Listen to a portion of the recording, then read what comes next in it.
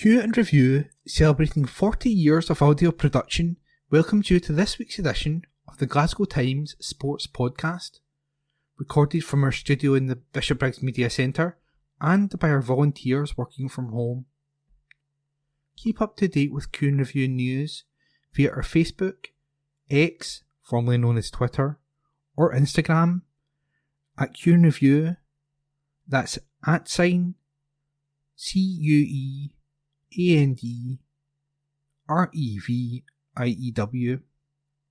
or get in touch with us directly by emailing information@qandreview.com. That's INFORMATION @CUEANDREVIEW.com, or by calling us on 0141 772 3979. Please like and share our podcast and give us constructive feedback. Evening Times Sport, November 12. Callum McGregor putting in the hard yards. Report by Gavin McCafferty. Celtic captain Callum McGregor is geared up for what his manager termed an ultra-marathon after leading the way in the Champions League running stakes. Nobody has run further than McGregor in the opening 4 matches of Europe's elite club tournament, with the midfielder covering 50.5 kilometres so far. The 31-year-old former Scotland midfielder will get some rest this week before embarking on an intense period which will see Celtic play 20 games in 10 weeks after the international break. When his running stats were brought up, McGregor said, "I've always been not bad at that one. No, listen, it is what it is. What football is these days. It's a running game. You've got to look after yourself, and the boys are in a really good place. So we just try and stay on that as much as we can." When you look at the games, obviously November, December, January as well, I think there's 9 or 10 games in January alone. So you've got to be ready. You've got to be ready to play. The team, the squad, everyone. This little period is so important for us. Celtic go into the break in a strong position, top of the William Hill Premiership on goal difference from Aberdeen, whom they drew with in the league but thrashed 6-0 in the Premier Sports Cup semi-final. Rodgers' side have won 15 games, drawn 2 and only lost to Borussia Dortmund so far this season. Of their league campaign, McGregor said, "It's been a really positive start. Obviously, drawing 1 game. Probably should have won that as well, to be honest. It's been a strong start, but we're only 1/3 of the way there, so there's 2/3 to go and a lot of work to be done. So we're happy with where we are at the minute, but we know that we can always get better. There's a long, long way to go, a lot of football to be played. So we've been over the course before. We know what's required." McGregor's cross drifted into the net to give Celtic the lead at Kilmarnock on Sunday, before Nicholas Kuhn sealed a 2-0 win with his 10th goal of the season. The German winger has also provided 11 assists to leave McGregor to wax lyrical about his teammates' form and say, "Unbelievable." His form has been incredible, especially for a young wide player. Sometimes it can fluctuate a little bit, but since the start of this season, I think probably since that Manchester City game in pre-season, he's been unplayable, and his numbers obviously back that up as well. So he's in brilliant form. And when you've got someone like that at the top of the pitch, you know he can relieve pressure for you and get big goals. Report by Gavin McCafferty. Evening Times Sport, November 12. Dundee owner committed to new stadium plan despite delay. Report by Matthew Lindsay. Dundee owner Tim Keyes remains fully committed to the Dens Park Club's proposed new stadium at Camperdown Park, despite the latest delay to the ambitious project. Managing Director John Nellams has stated. The Premiership outfit submitted a planning application in principle to Dundee City Council in February, and Nellams has been liaising with officials to address their queries in the months since. However, the Americans stressed that Texas-based businessman Keyes is still determined to see the plan come to fruition, despite the application hearing being pushed back from December to January next year. He said yesterday, "It's the process, isn't it? The council have been working hand in hand with us. There's a couple of technical things that they've been working through. It's a long, arduous process. Our environmental assessment study is 15,000 pages on its own, and that's just one aspect of the whole thing. So, of course, if you go through the whole thing, you're going to have questions. So they'll ask questions and they'll have queries. There's different agencies that they put it out to as well, to make sure that it fits with what they want, and the majority of it does. But there might be some queries. They might say, this is what we want the air quality to be. Can you say with the amount of cars that are going to be coming in, how much it changes? And they might say, we asked you this, but actually we need a little bit of this as well. So we have to go and do that. But there is no hostility. These are all just technical matters. I was in a meeting a month and a half ago with 23 people in the room, and the endeavour was to potentially get the hearing in December. But most likely it is, because of the holidays and things of that nature, going to be January. We're hopeful. I can tell you that Keyes is frustrated about this. He and I share the same frustration. But it is the process. And although it is a long and arduous process, we have to respect it. There's nothing else we can do. And we are committed regardless of the process. Neither one of us would ever do the thing to abandon the new stadium plan. Once we decide we're going to do something, we're going to see it all the way through until you tell us we cannot do it. And then we'll fight that as well. That's just the way we are. We've been here 11 years. We try not to say that we're doing anything unless we think we can actually make it happen. And that's what we've done. If we get deterred by processes, then we never continue to move forward. We're trying to get things moving. We are impatient. We want things to happen much quicker, and we are constantly driving. But we have to respect the process, and that's what we're doing. If we have to wait a little bit and be a bit patient to secure the next 100 years for the football club, I think it's worth it. Doubts have been expressed about the surrounding road infrastructure being able to cope with the traffic on match days, since the plan to build a new stadium at Camperdown was first floated. However, Nellams does not envisage that being a stumbling block, and he continued, I do not think it is insurmountable. We currently do this now. We're not bringing a new team into Dundee. We actually go, to use a Dundee word, past 4 other roundabouts to get to Dens Park as it is. To get to and from Camperdown, it's much easier ingress and egress. The police are much happier with it being there.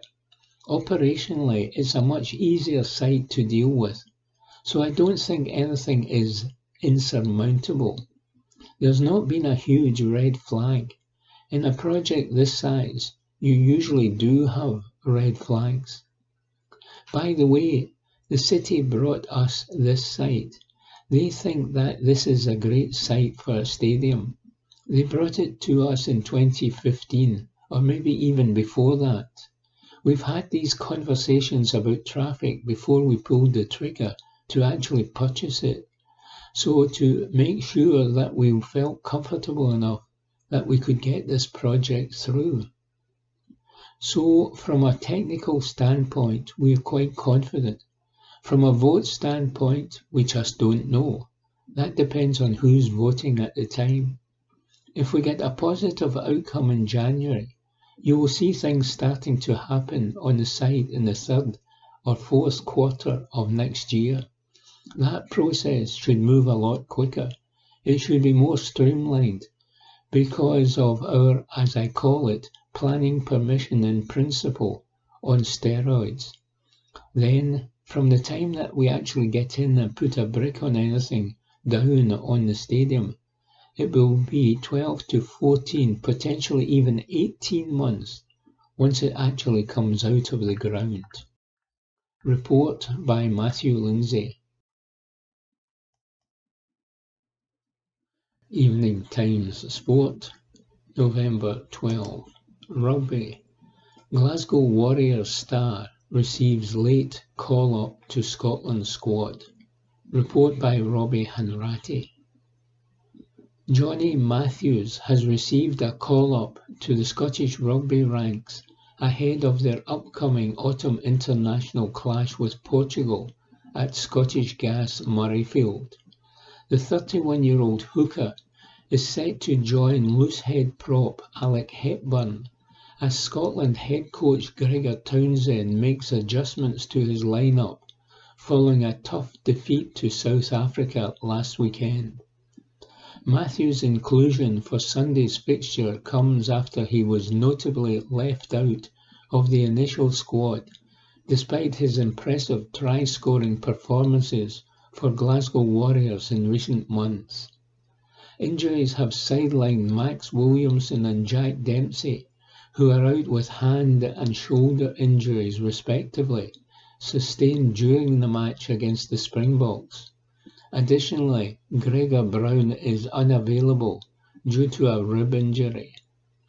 This match against Portugal marks the third of 4 home matches for Townsend's team this month, with the final game scheduled against Australia on November 24.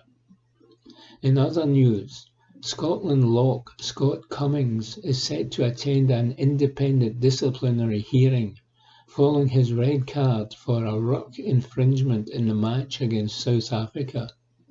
Cummings will find out the outcome via video link during the hearing, which is expected to take place this evening. Report by Robbie Hanratty. Evening Times Sport, November 12. Nick Rogers says, "In a selfish age, Trump and golf will get on like a White House on fire." My dearly departed colleague and mentor, Jack McVicker, was a tremendous creature of habit. Most Sundays, for instance, he would toddle off to his local driving range to hit 50 balls. It's just a bit of exercise, he reasoned. But the true motivation behind his routine was the fact that the cafe at said facility produced terrific scones.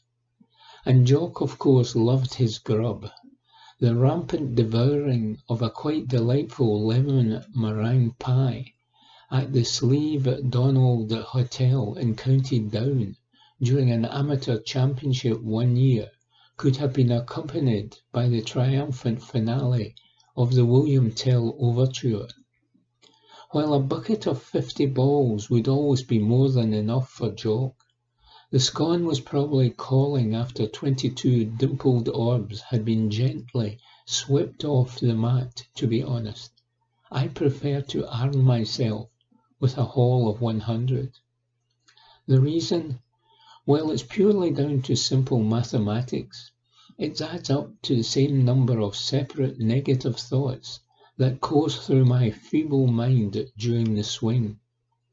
I don't know why I actually keep going back to the range, but for whatever reason I still do.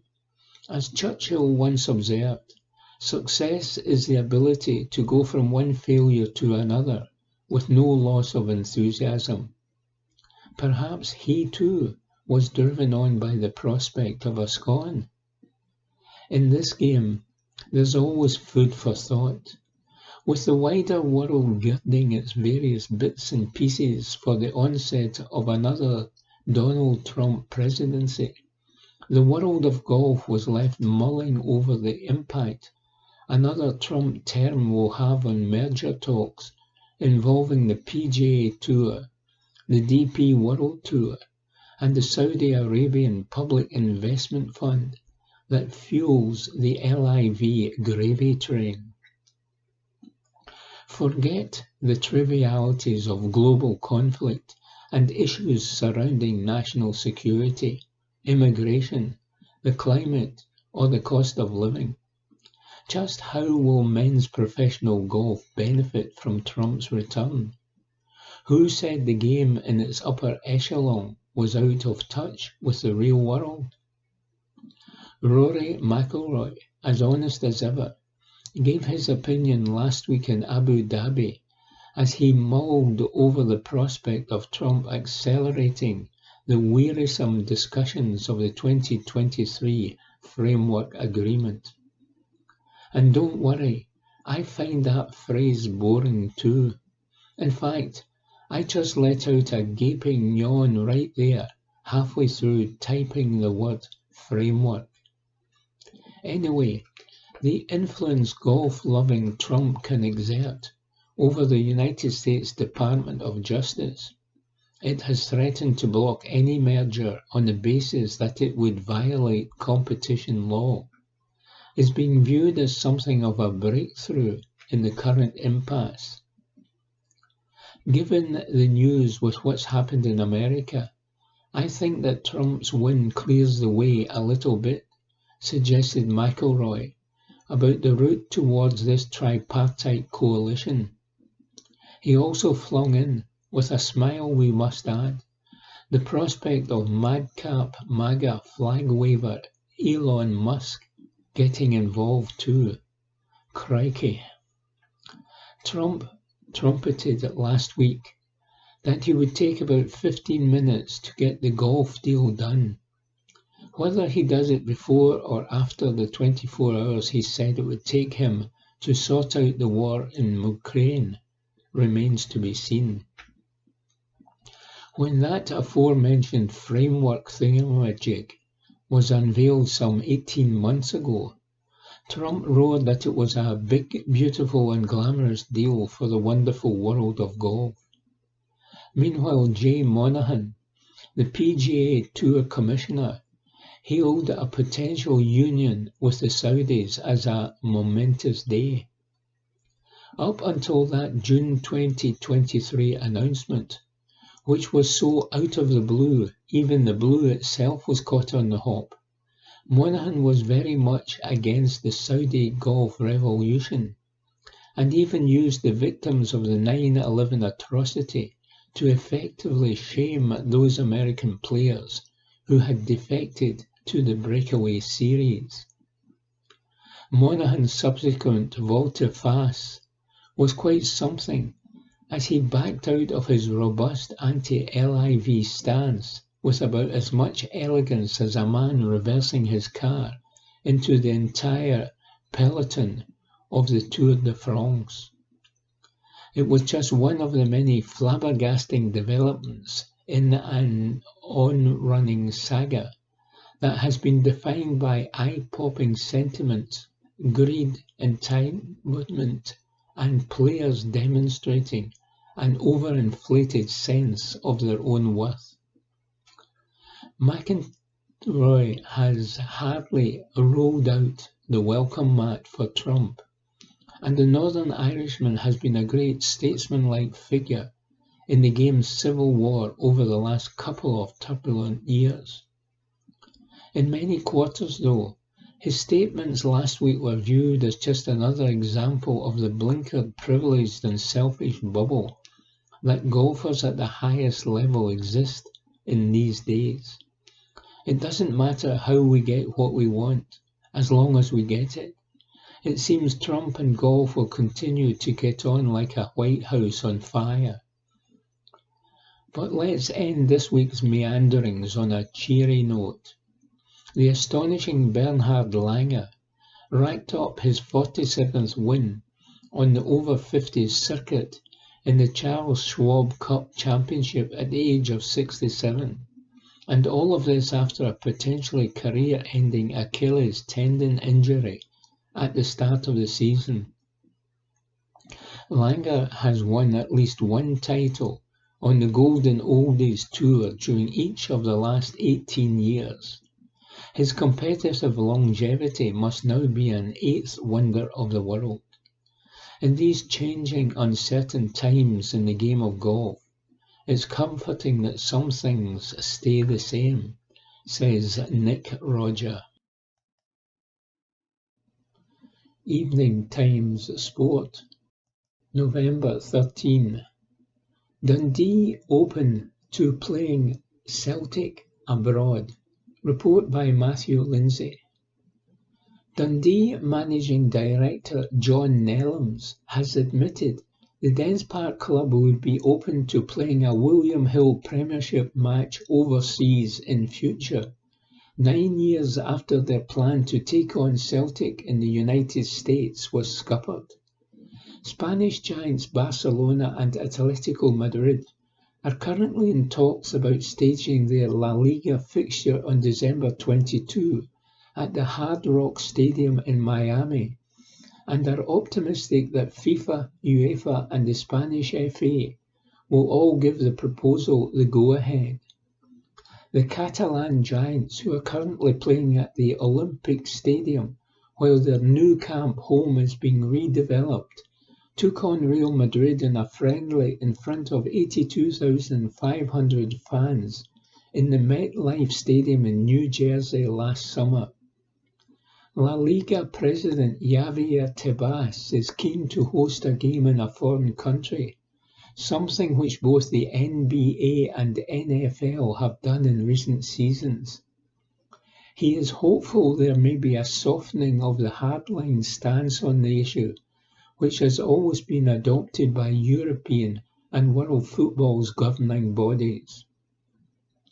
FIFA have always stipulated that league matches should take place within the territory of their member association, but UEFA President Alexander Ceferin has stated he would like to put on the Champions League final in the United States in the future. Dundee, who are owned by Texas-based businessman Tim Keyes, first floated the idea of playing a Premiership game in a foreign country back in 2015, and discussions were held with senior officials at Celtic about facing them in either Boston or Philadelphia. FIFA, UEFA and the MLS all expressed their reservations about the proposal, and the idea was shelved. But Nellams said, "It is something we look at again. Yes, we're open to all of these things. We're in the entertainment business, so anything we can do to entertain, we would certainly do that." That project nearly happened. It was very, very close. It would have been fantastic for everybody, financially for the football club, for the eyes that you'd get on the game. Everything we thought that would be fantastic for. The NFL are doing it just now. They were in Germany last weekend. They see the benefits in doing that. Now, with benefits also come the negative side of it, which is making sure that your national identity and the league's identity is there. In the United States, their concern was the Mexican League potentially playing a lot of their games because of the loopholes that we found and how we could make it happen. In the United States, especially in the southern states, the following for Mexican football is huge. I think if you put the two games up against each other, an MLS game versus a Mexican League game, you'd have a big group of people that would choose the Mexican League game in certain states in the United States. So I understand what the fears were. Then Canada said, right, let's do it in Canada. But the problem with Canada is during the time of year that we play our games, it's usually frozen up there, and we weren't willing to play this game on plastic, so that killed that. There are enormous amount of hoops. It's FIFA, it's UEFA, and the local leagues. But if it ever arose again that we're able to do that, we have a little bit more of an understanding of how it works now, and we'd certainly be up for something like that. The question is how it would affect the MLS, and I understand that. If we had English Premier League games being played up here, I think we'd be a bit concerned that our stadiums might be empty that week because Manchester United are playing Manchester City at Hampden. I think we'd all have a little bit of a fear of that, so I understand it. Report by Matthew Lindsay. Evening Times Sport, November 13. Scott Brown's heir humbled. Report by Ewan Payton.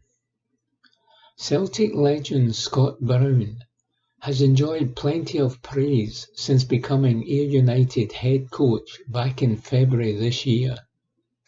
However, after last night's embarrassing loss to Lowland League side East Kilbride, it seems the 39-year-old will have to take the brunt of the criticism towards his side.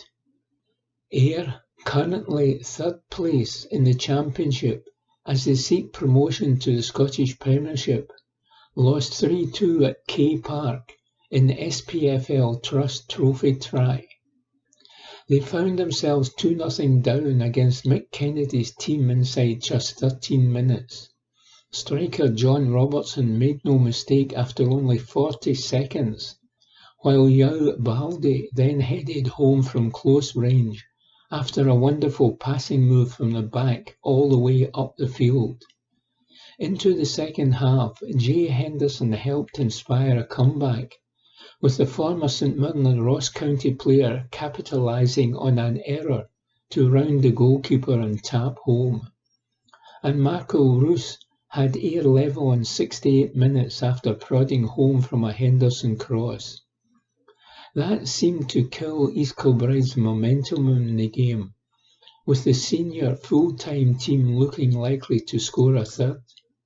However, it was the hosts who got that all-important winner just 3 minutes after Ayr's second. Ian McShane delivered for Cammy Elliott inside the box, as the latter headed home to send the home crowd into raptures. The result means East Kilbride will now face winners of Queen's Park versus Rangers B, which will be played on December 3, with the semi-final in January 2025. Kennedy told BBC Alapa, "When we go into these games against teams of a higher opposition, I think it is so important to impose ourselves on the game. If we try and sit in and be compact, I think at some point they will hurt you because of the quality they have got. So we try and impose ourselves as much as we possibly can. At times it was tricky, but to fair to the boys, they stuck to it. They had a lot of belief and confidence and just worked their way through it, and in the end we got over the line. The start comes from the belief the boys have in themselves before we even step on the pitch. I thought we started really positively. We went 2-0 up and it was a fantastic start. Even though there was a bit of pressure from Ayr, I don't think they really created many opportunities. We gave them a goal with a mistake. When it goes 2-2 against a full-time team, tired legs start to kick in, but the boys have got great courage and belief to go and get the third goal. At times in the first half, Ayer's press was really good, and a few times we got caught on the press, but it was just about the boys' bravery to keep playing through it. Ayer's early season form has gradually faltered as the games go past. Brown's team are now being chased hard for the playoff positions by Queen's Park and Partick Thistle. After seemingly being in the hunt for a title challenge, Ayr sit a whopping 10 points behind leaders Falkirk, who appear to be running away with the division so far. Report by Ewan Payton.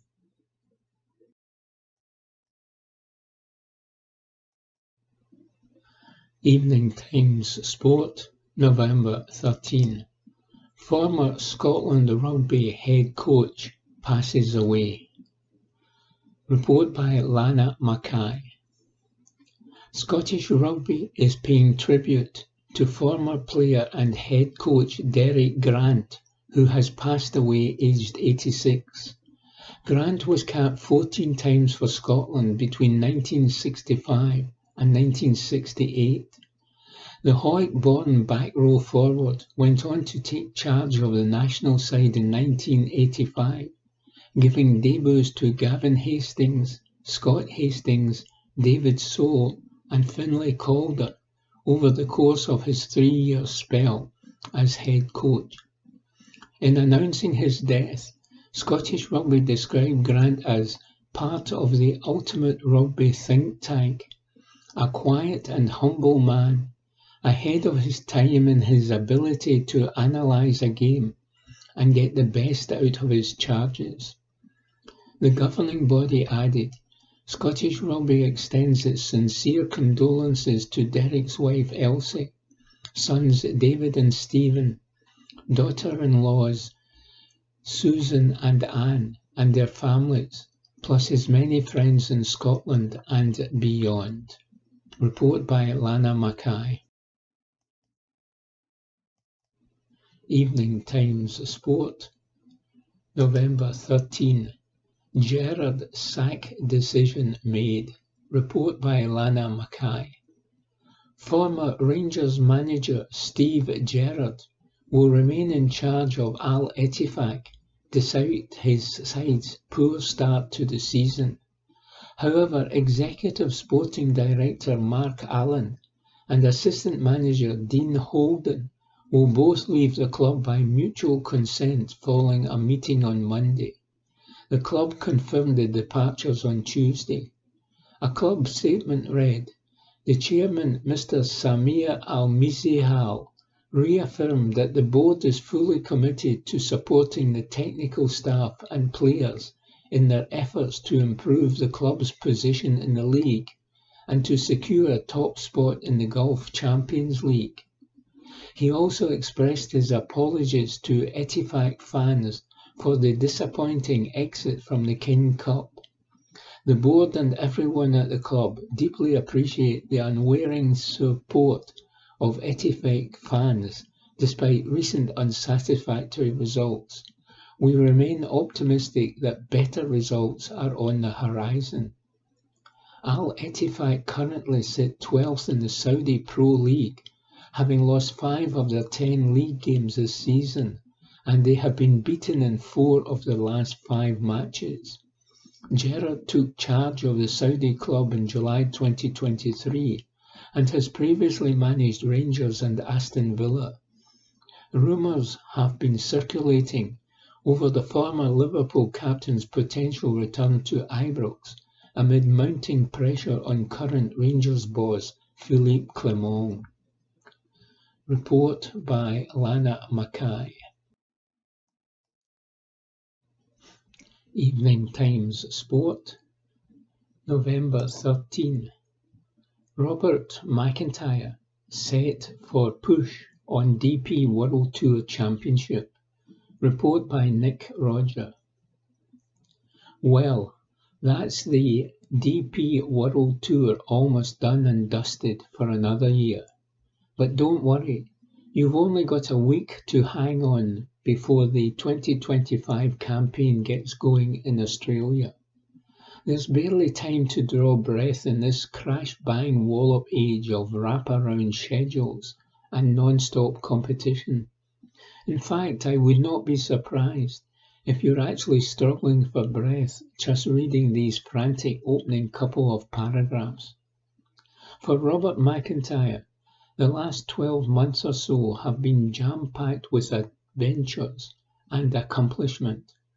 There was a Ryder Cup debut in Rome last September, a step up to the PGA Tour at the end of 2023, a maiden win on the circuit in the Canadian Open with his dad Dougie on the bag, and a thrilling victory in July's Genesis Scottish Open as he became the first Scot to win the domestic showpiece since Colin Montgomerie in 1999.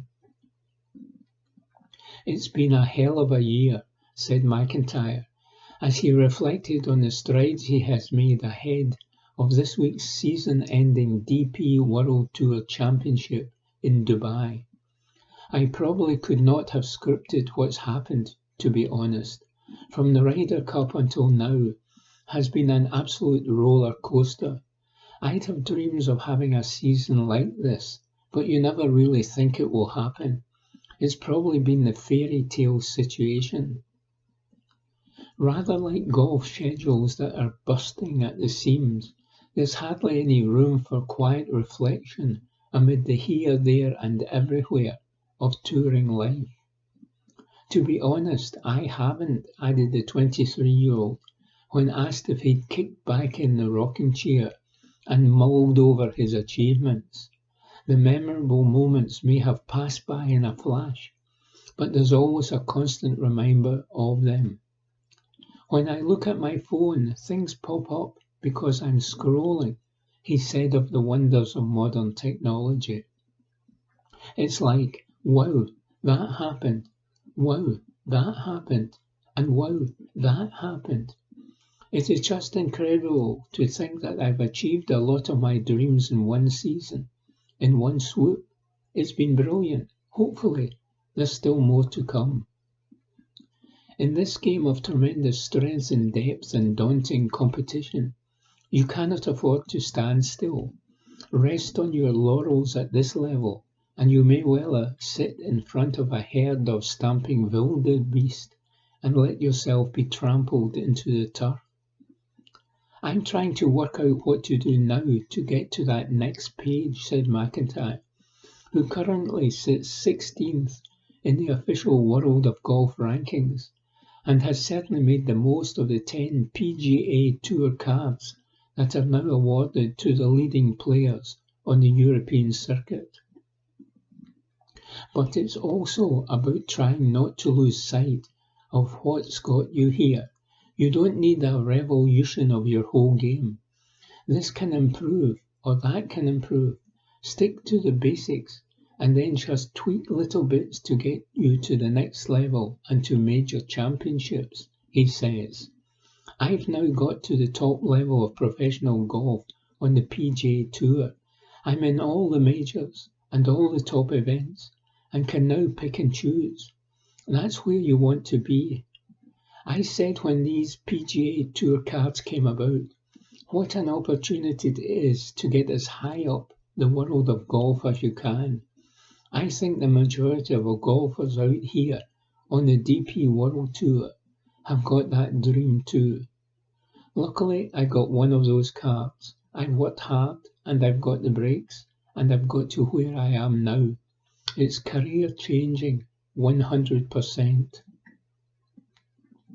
As McIntyre looks to finish his DP World Tour campaign with a flourish over the Earth course at the Jumeirah Golf Estates this week, the Oban lefty continues to learn on the job. You never actually stop learning in this endlessly fascinating pursuit. Something I've done well over the last 3.5 years is learning from the mistakes, added McIntyre, who is joined in this week's $10 million bonanza by his compatriots Connor Syme and Ewan Ferguson. If I'm uncomfortable, why was that? If the game wasn't good there, then why was that? That just comes from experience and maturity, and how you take the good with the bad. Yeah, you'll still be uncomfortable, and over certain shots or certain holes, but overall, we're far better than we were last year, and what a year it's been, he says. Evening Times Sport, November 13.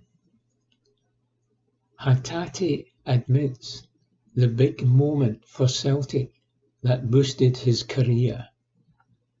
Report by Mark Walker.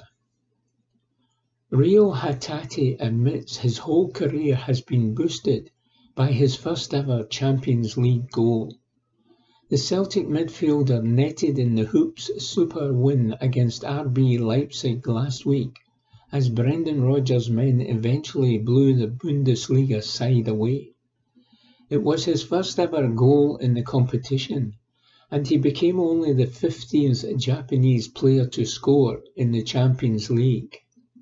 He is currently on international duty and will hope to finally get some game time after travelling 29,393 miles in the last 2 months for Japan without playing a single minute for his country.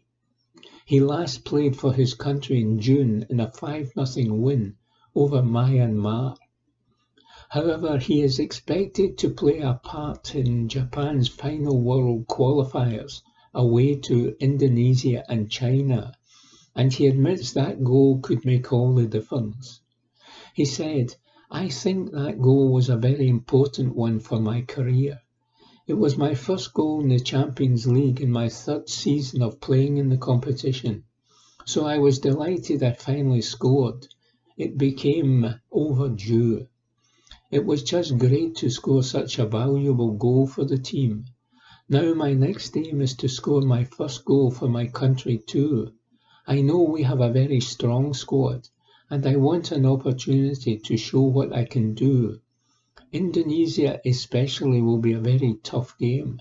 I think the standard of football in Asia is rising all the time." Report by Mark Walker. Evening Times Sport, November 14. Celtic women suffer latest Champions League loss. Report by Ewan Payton. Celtic women's woes in the Champions League continued last night with a defeat in the Battle of Britain against Chelsea. Erin Cuthbert and company came from behind to beat the SWPL champions 2-1 at Parkhead. The hosts, who are participating in the elite UEFA competition for the first time, took a shock lead on 22 minutes when Murphy Agnew's strike also provided them with their first ever goal at this level. However, Chelsea's much-changed lineup managed to turn things around for the WSL Giants. Mika Hamano and Ashley Lawrence completed a quick-fire turnaround for the London side. The defeat means Elina Sadiku and her players have lost all 3 group stage games at the halfway point so far, losing 2-0 to FC Twente in Hamilton before being thumped for 4 away to Real Madrid. The Hoops will go on a revenge mission for the return game in England against Chelsea next Wednesday night. After boss Sonia Bompastor took 3 substitutes at the interval, they then had numerous chances in the second half, but were unable to make the most of any of them, with Celtic goalkeeper Kelsey Doherty pulling off some good saves. Chelsea subsequently had Aggie Beaver-Jones sent off in stoppage time, as they emerged with a narrow win that took them to 9 points from 3 games in Group B and extended their winning start to the season to 9 matches in all competitions. They are 3 points clear in the pool of second-placed Real Madrid, while Sadiku's Celtic stay bottom, yet to get a point on the board, 3 behind 20. The Blues had travelled to Scotland without Millie Bright, Cadel Shea Buchanan, Shoike Nuskanen and Mera Ramirez, and that contributed to a total of 8 changes made to the starting line-up from Sunday's 3-0 win at Liverpool.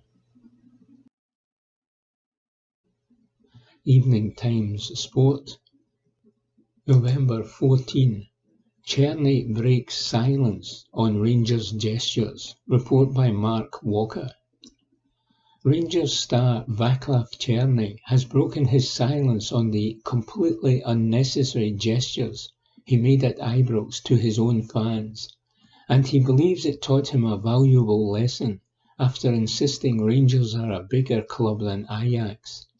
Czech ace Cherny appeared to let his frustration boil over in a match this season against Hibs, and matters did not improve when he missed a huge sitter against Lyon in the Europa League.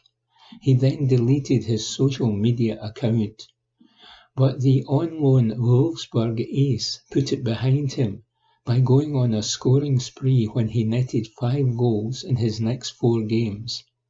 And former Ajax winger Cherny, who's preparing for the Czech Republic Nations League game against Albania, admits he learned a valuable lesson.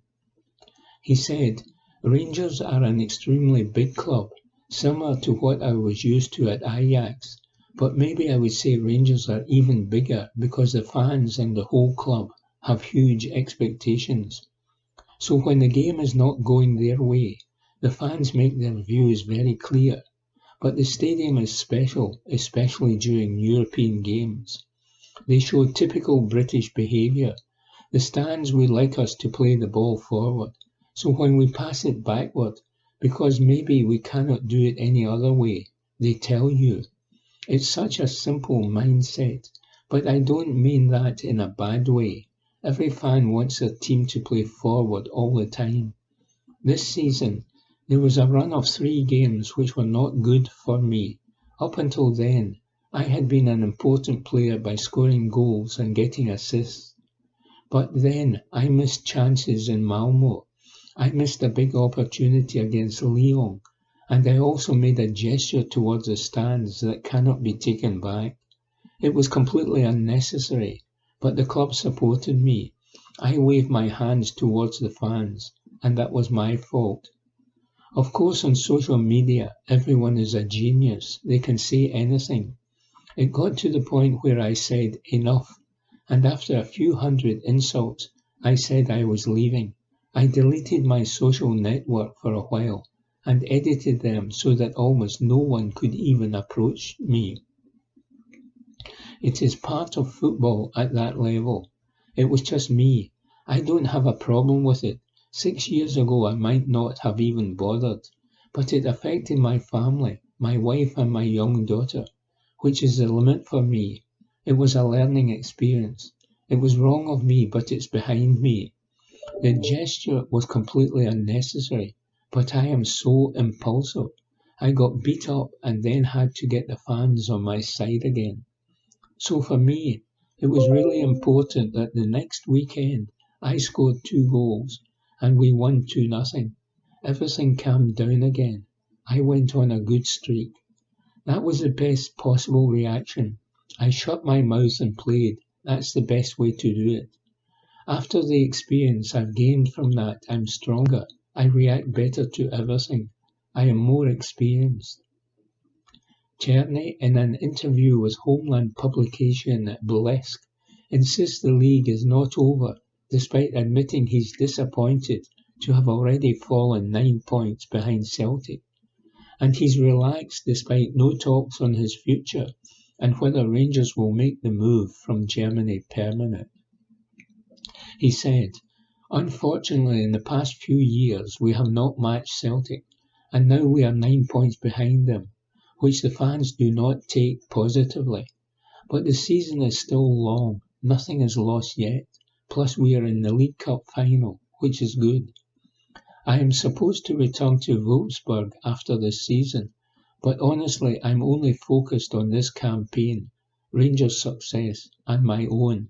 I want to have the best season of my career in terms of goals and assists, and then we'll see. Of course I have a plan, but there's no point talking about it yet.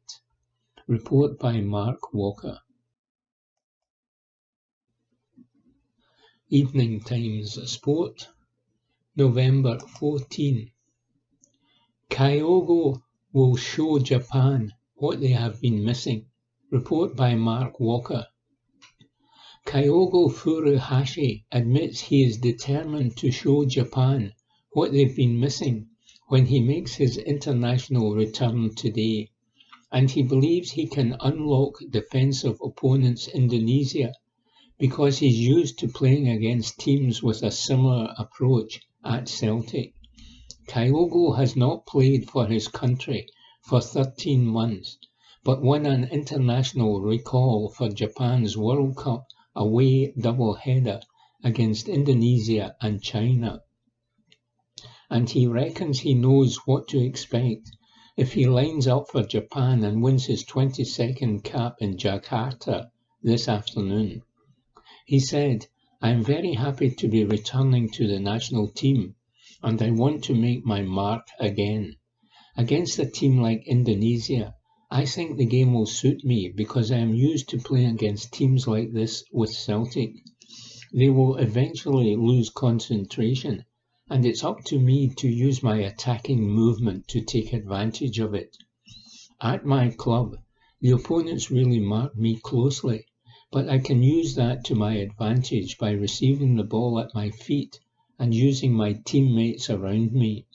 For me personally, I still have a lot to improve on in terms of the number of goals I score for Celtic, and the national team have been in really good form.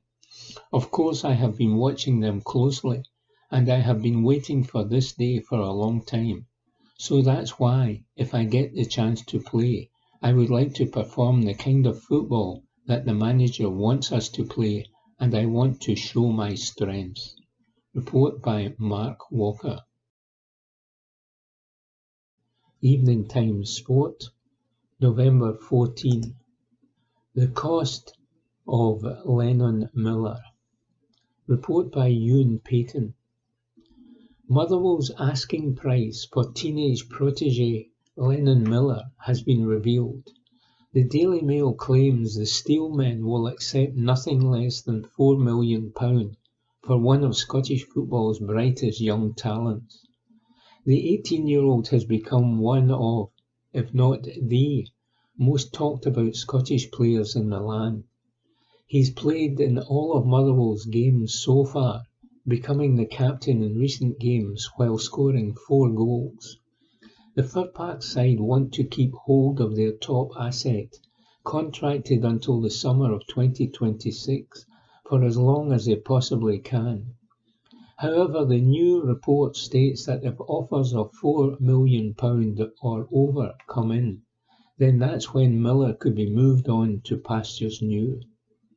It looks likely that Motherwell will start to receive concrete bids in the January transfer window, and while Celtic are interested in Miller, they have not made an approach as of yet. If Brendan Rodgers does want him, then Celtic will need to eclipse Motherwell's record that they fought out for David Turnbull in 2020, which was £3 million. Rangers are also big admirers of the youngster, but again have made no contact with Fir Park Chiefs. Liverpool are believed to have an interest as well. Kirk McMillan, who was appointed club chairman earlier this month, said, "Lennon has done incredibly well since he came into the first team. Obviously he's now captain of the club over the last couple of matches. Did it at Hampden as well for the semi-final of the Premier Sports Cup. I think ultimately it's about Lennon's growth journey, and we want him to stay at Motherwell as long as possible. It's great watching him every Saturday. He gets supporters excited, and people are really excited to engage with him and his journey in football. There may come a time when Lennon decides, I want to try something new in another environment, but ultimately We want to make his time at Motherwell as successful as it can be. That is who we are as a football club, and that will be the same for Lennon as it will be, hopefully, for other players in the future as well. Report by Ewan Payton. Evening Times Sport, November 15. Former Celt tipped for big sell-on. Report by Joe Donnelly. Jeremy Frimpong has been the subject of regular speculation since leaving Celtic for Bayer Leverkusen in 2021, a situation that's gone into overdrive in spells following the Bundesliga's remarkable 23-24 campaign. Liverpool, Real Madrid and Manchester City have all been cited as potential big-money suitors in the last few weeks, with the former Hoops defender said to have a release clause close to £35 million on his head. In the last stretch alone, 90 minutes has Frimpong heading for Liverpool, with fullback Trent Alexander-Arnold seemingly unlikely to extend at Anfield after this year. Sportsmole has a 23-year-old on the cusp of a return to Manchester City, the Dutchman having come through the ranks there before moving north to Celtic. And if Real Madrid fail to snap up the reportedly outgoing Alexander-Arnold, according to PA, Frimpong has been tipped as the man for the job at the Bernabeu, with a reported 30% sell-on clause worked into Frimpong's Celtic Leverkusen contract. The Parkhead side now find themselves staring down a £7 million payout should a prospective suitor activate the defender's release clause. Frimpong is otherwise contracted at the German Bundesliga side until the summer of 2028, following a contract extension in the summer of 2023. Report by Joe Donnelly.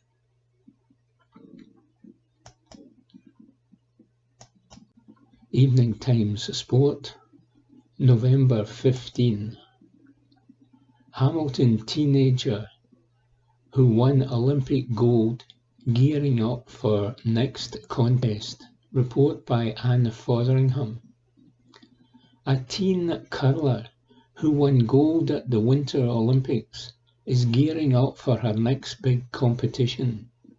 As the sport marks its third National Curling Day today, Holly Burke from Hamilton is hoping for success at the Scottish Junior Championships in Aberdeen.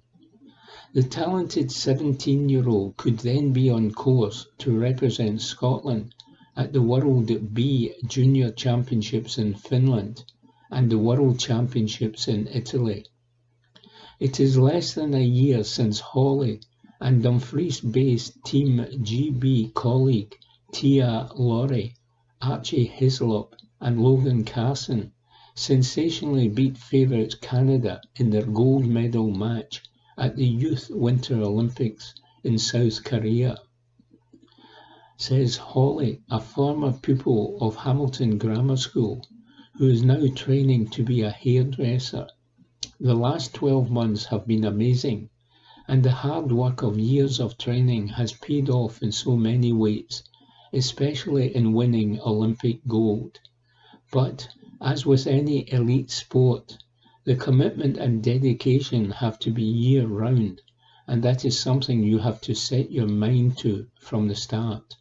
It is hard work, but so worthwhile. I've met so many amazing people, travelled to places I could never have imagined, and achieved goals I could only have dreamed of. That's what curling has given me.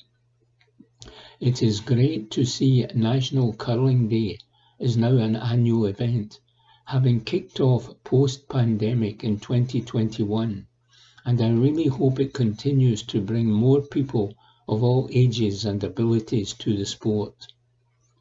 Following an extensive selection process, British Curling has also named Hawley in its world-class programme at Performance Foundation PF level for 24-25. A talented development programme, it works with curlers who have the potential to win Olympic medals, nurturing individual strength and skill. Hawley combines her studies with part-time work for South Lanarkshire Leisure and Culture, and she trains 4 times a week at the National Curling Centre in Stirling. Any business or organisation interested in offering sponsorship for Hawley this season can contact her team by email. Report by Anne Fotheringham.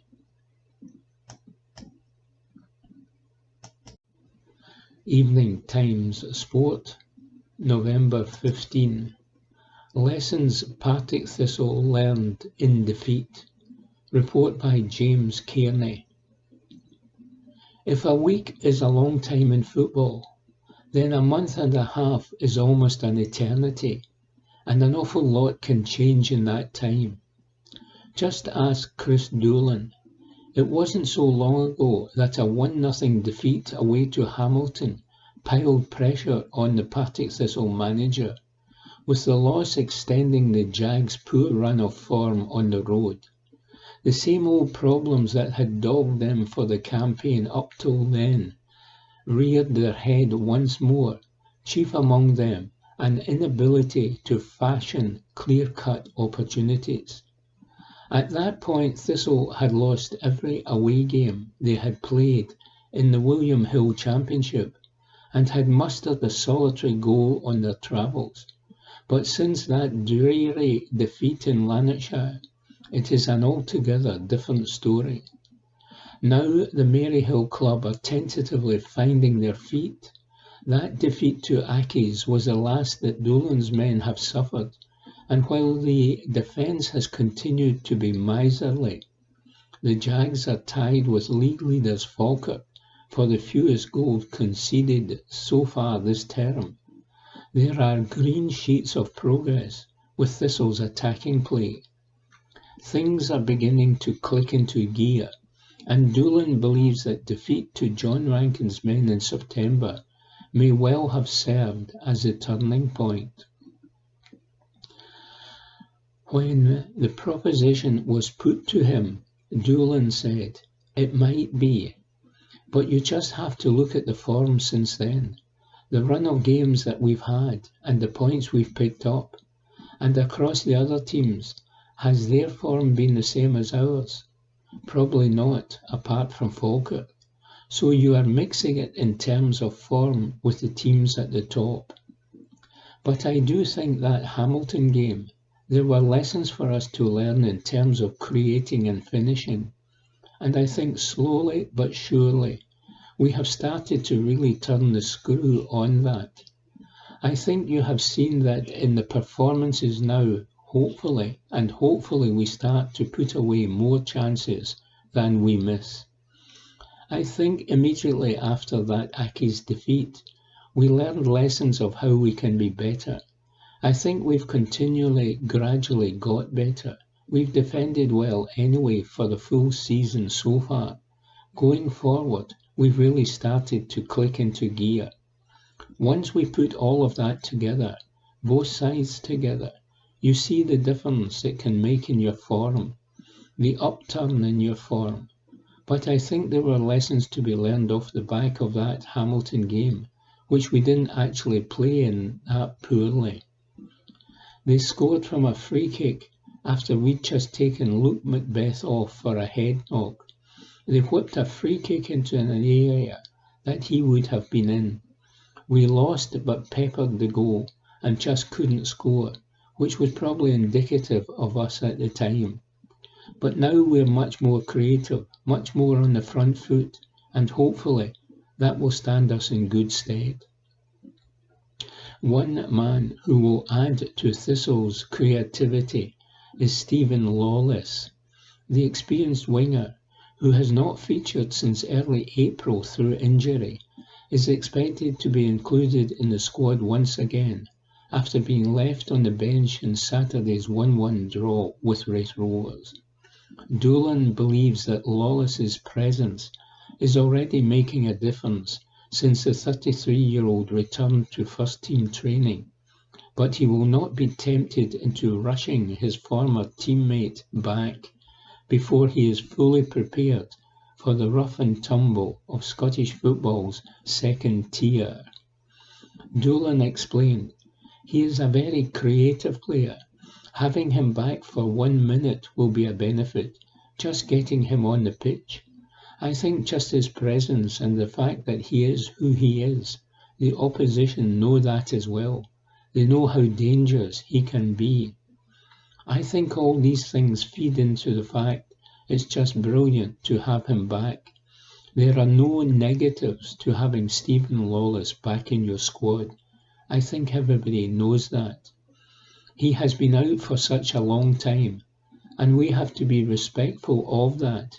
I respect it, and Stephen respects the fact that he's been out for so long, so I have to be respectful in the way we do it. But also, I want him to get it right, so that when he does come on, he can impact the games in whatever way, shape or form we ask him to do so." Midfielder Ben Stanway, meanwhile, is not expected to play again this year after picking up an injury in a reserve game in midweek. Doolan added, "Ben will be out for, it looks like, up to 8 weeks. He injured his calf against Rangers in a reserve game. It looks like he's got a wee, small tear, so he'll probably miss up to 8 weeks. But apart from that, the squad wouldn't really change too much from last weekend. Not much has changed. Casper Nilsson will still miss out. He looks like he'll be missing out for the next couple of weeks. Xander Mackenzie is still out, but they're all making their way, starting to come back to training now. David Mitchell is starting to train again." Report by James Kearney. Evening Times Sport, November 18. Historic win for Rory McIlroy.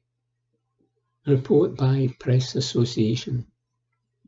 Rory McIlroy finished the 2024 season in style by adding his third DP World Tour Championship victory after winning the 6th Race to Dubai title of his career. The Northern Irishman was in the midst of a two-way tussle with Rasmus Højgaard for the season-ending event when his Race to Dubai crown was confirmed, with both players locked on 13 under with 5 holes remaining. McIlroy valiantly saved par at the 15th hole before hitting his approach inside a foot at the next card, his first birthday in 11 holes, a nudge ahead of his rival. Højgaard holed a clutch par putt at the 17th to remain one behind, but when he failed to find the cup with a birthday effort at the last, McIlroy had 2 attempts for victory. He needed only one putt to seal the 2-shot success at Jumeirah Golf Estates and complete the end-of-season double. McIlroy was pleased to get over the line after winning the DP World Tour Championship, telling Sky Sports, "It means a lot. I've been through a lot this year professionally and personally. It feels like a fitting end to 2024. I've persevered this year a lot, had close calls, was not able to get it done. So to be able to get over the line, I hung on and got the job done." McIlroy only needed a top 11 finish to reach the summit of the season rankings, with South African Tristan Lawrence, who finished in midfield, the only player able to deny him with a win in Dubai. However, Lawrence's challenge never materialised, and when he came home and won under par for the event, McIlroy secured his third successive Race to Dubai crown with 5 holes left in his final round. The world number 3 joins Spanish great Seve Ballesteros in second place in the all-time list with 6 Order of Merit triumphs, with only Colin Montgomerie ahead of the pair with 8 victories. After securing his 6th race to Dubai title, McIlroy said he was proud to be mentioned alongside Ballesteros, adding, "It's really cool. I think everyone knows what Seve means to European golf, to Ryder Cup players. He means so much to European golf, and for me to be mentioned in the same breath, I am very proud."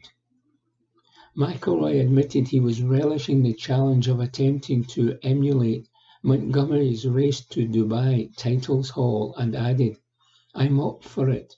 I've just won my 3rd in a row. I've made it my priority to give myself the best chance coming into the end of the year to win the race to Dubai, and I don't see that being any different for the foreseeable future. I will go for my 7th next year and try to chase down Monty." Report by Press Association. Evening Times Sport, November 18. Alison McConnell reports on the mystery over Hayes. Caitlin Hayes must have been truly exhausted.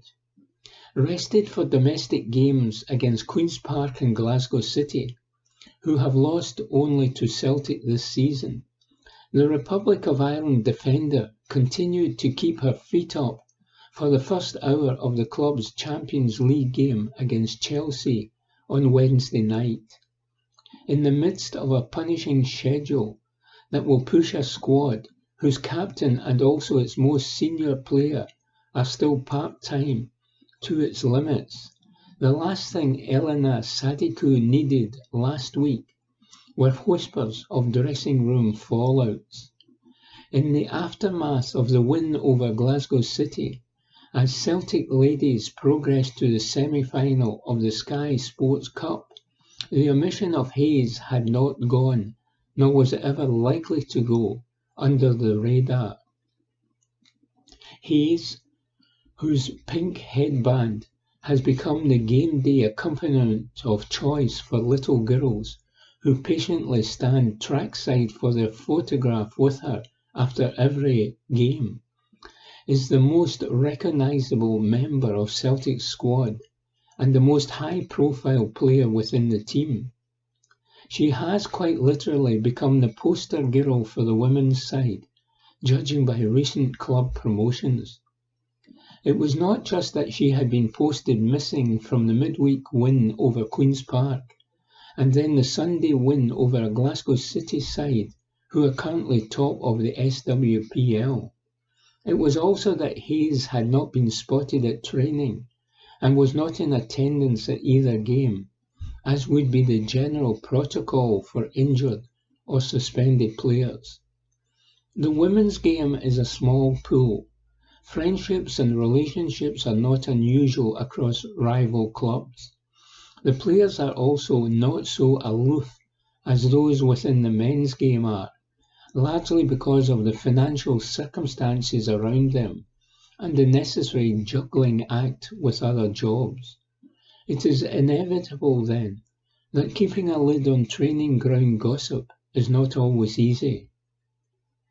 As rumours circulated of a fallout between Hayes and Sadiku, there was a swift move inside the club to pour cold water on the speculation.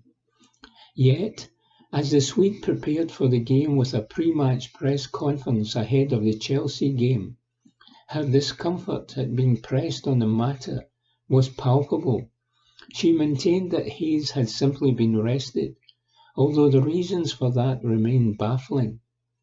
If she was resting, it would be intriguing to know what she was being rested for. Appointed and loud, Hayes is back, in her post-match press conference on Wednesday night, was notable with the same line trotted out again in the pre-match presser ahead of yesterday's meeting with Rangers. One blogger tweeted the Hayes line with an "everyone liked that" commentary. If Hayes is back, and the expectation now is that she will be back, the obvious question is, just where has she been, and where has she returned from? The situation was not handled particularly well, with such off-field instances perhaps as much of a learning curve for Sadiku as what happens on it. The youngest manager to coach in the Champions League, Sadiku drew respect from her opposite number, Sonia Bompastor, on Wednesday night, as the Chelsea coach spoke in glowing terms of the Celtic manager. Certainly, this season will have put Sadiku very firmly on a notable radar, but the handling of the Hayes issue was clumsy. Celtic remain within points in the Champions League, but they were not disgraced against a Chelsea team who made it to the semi-final stage last term and who will have designs on getting their hands on the trophy this summer. This season was always going to be a tough introduction for the Parkhead side as they compete in the group stage of the tournament for the first time. It will have left them with an appreciation of just how significant the jump is from the SWPL to the last 16 of Europe's premier domestic competition. It was notable on Wednesday night that Chelsea did not have an English starter as they kicked off the game. Celtic's best performers were both homegrown, with Amy Gallagher's pass for Murphy Agnew's goal worthy of celebration, while Shannon McGregor, signed from Hibs this summer, was also impressive. The education of Sadiku also continues. And another thing, Murphy Agnew made a little bit of history on Wednesday night as she scored Celtic's first proper goal in the Champions League, but it was a story that ought to have had bells and whistles attached.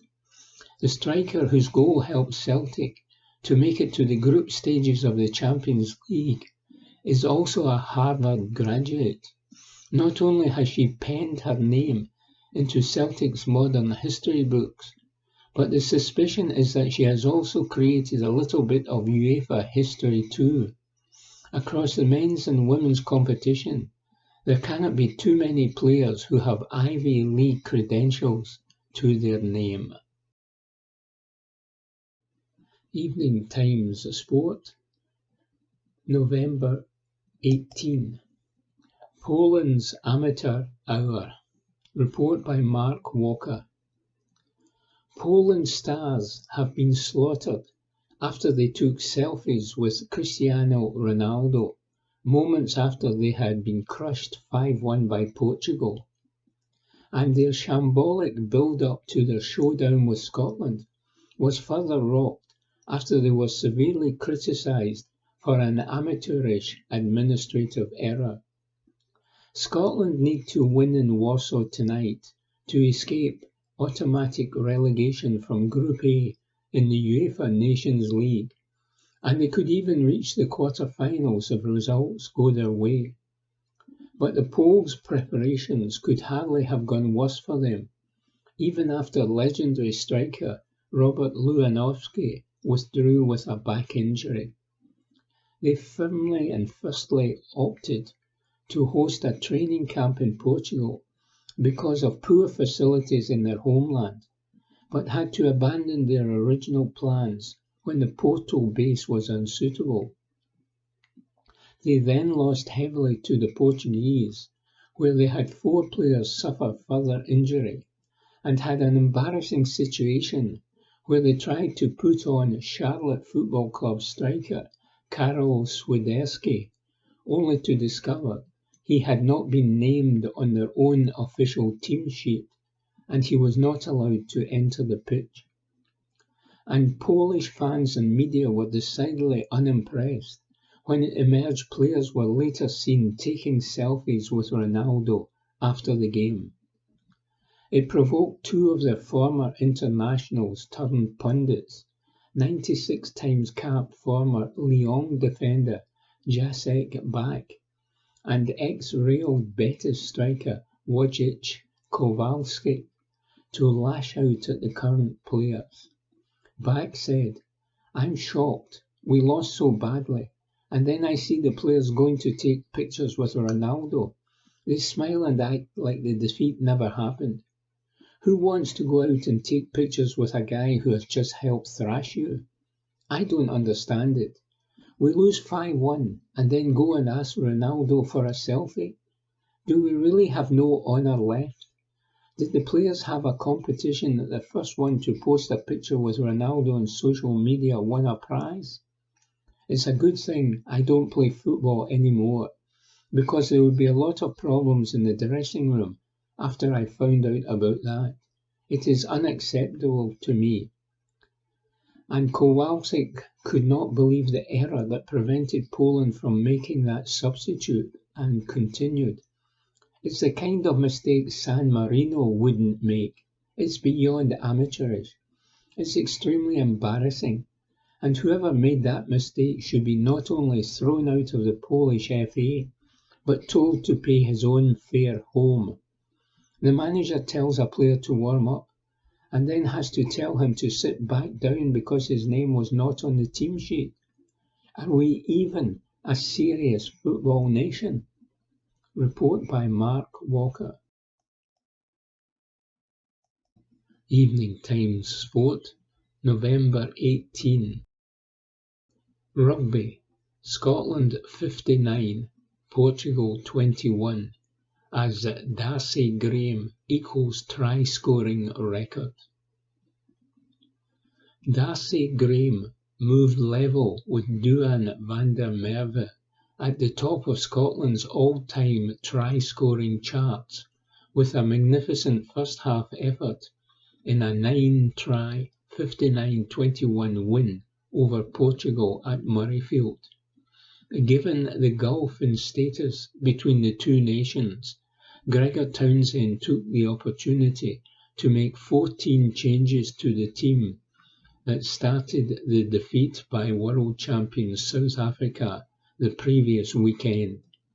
Several less established internationals took advantage of their opportunity to impress by crossing the whitewash, including Leicester prop Will Hurd and Sale wing Aaron Reid, who added a second-half double.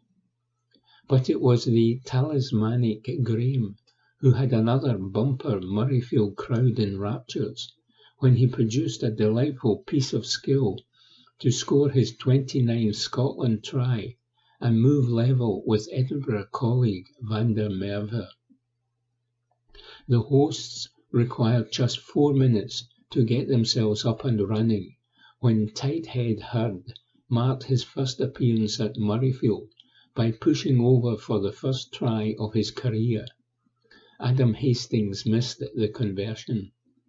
Stafford McDowell, captain for the day, added the Scots' second of the match when he seized on a loose pass from Portugal wing Rafael Storti and raced clear from the halfway line to place the ball down beneath the posts while Hastings converted. Portugal's difficult start to proceedings continued when they conceded a penalty try in the 27th minute. The second rower was Duarte Torgel was sent to the sin bin and penalised for deliberately collapsing a maul. Scotland capitalised by scoring 2 further tries in Torgel's absence. Graham got his score in the 34th minute as he waltzed effortless past 3 Portuguese to move level with van der Merwe before Hastings converted. Josh Bayliss then breezed over on the right for Scotland's 5th try of the match after lovely play by Tom Jordan and Rory Hutchinson. Hastings again added the extras. Portugal eventually got off the mark in the last action of the first half when hooker Luka Bejic scored off the back of a maul, with Samuel Marquez converting, meaning there was a 26-point gap between the teams at the break. Loosehead Jamie Batty pushed over to reassert Scotland's authority 4 minutes into the second half, with Hastings missing the conversion. Portugal refused to capitulate, however, and Marquez wriggled his way over the back of a scrum in the 55th minute, and then added the conversion himself. Reid, also making his first Murrayfield appearance, put daylight between the teams with 2 quickfire scores on the left, either side of the hour mark, that were both converted by Hastings.